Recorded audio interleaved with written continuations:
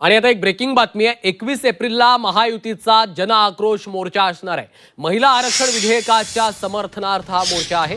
जांभोरी मैदान ते वरळी डोम दरम्यान हा मोर्चा काढण्यात येणार आहे। या मोर्चानंतर वरळी डोम मध्ये जाहीर सभेचं देखील आयोजन केलेलं आहे। मुख्यमंत्री देवेंद्र फडणवीसांसह महायुतीचे प्रमुख नेते यावेळी उपस्थित राहणार आहेत। ओम देशमुख आमचे प्रतिनिधी सध्या फोनलाईनवरून आपल्या सोबत आहेत। ओम, 21 एप्रिलला महायुतीचा जन आक्रोश मोर्चा आहे, काय या मागचं मुख्य कारण आहे?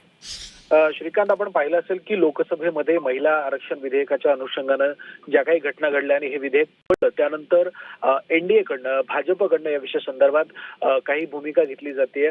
याच अनुषंगानं महिला विधेयकाच्या मुद्द्यावरती महायुती रान पेटवण्याच्या तयारीत असल्याचं दिसून येत आहे। मुख्यमंत्री देवेंद्र फडणवीस यांच्यासह महायुतीच्या प्रमुख नेत्यांच्या उपस्थितीमध्ये खऱ्या अर्थानं परवा 21 एप्रिल रोजी मुंबईमध्ये जन आक्रोश मोर्चाचं आयोजन करण्यात आलंय।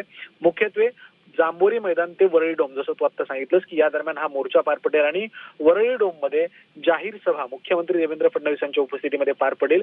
या जाहीर सभेच्या माध्यमातून खऱ्या अर्थानं इंडिया आघाडीकडनं आणि महाविकास आघाडीकडनं महिला आरक्षणाच्या मुद्द्यावर जी भूमिका घेण्यात आली आणि ज्या पद्धतीने विरोधकांकडनं या संदर्भात विरोधात मतदान करून हे विधेयक पाडण्यात आलं, या सगळ्या मुद्द्यांचा कुठेतरी उल्लेख करत भाजपनं हा मोर्चा काढण्याचं निश्चित केलंय। महायुतीचे देखील नेते या बैठकीला, या सगळ्या मोर्चाला उपस्थित राहतील। तत्पूर्वी उद्या मुख्यमंत्र्यांची एक महत्त्वाची पत्रकार परिषद सुद्धा मुंबईमध्ये आयोजित करण्यात आली। त्यामुळे एकंदर महिला आरक्षणाच्या विधेयकाच्या मुद्द्यावर भाजप आणि महायुती आक्रमक होताना पाहायला मिळतंय। अर्थात भाजप आणि महायुतीच्या भूमिकेला विरोधकांकडनं काय उत्तर दिलं जातंय हे देखील पाहणं तितकंच महत्त्वाचं आहे। श्रीकांत, धन्यवाद ओम या सविस्तर माहितीसाठी।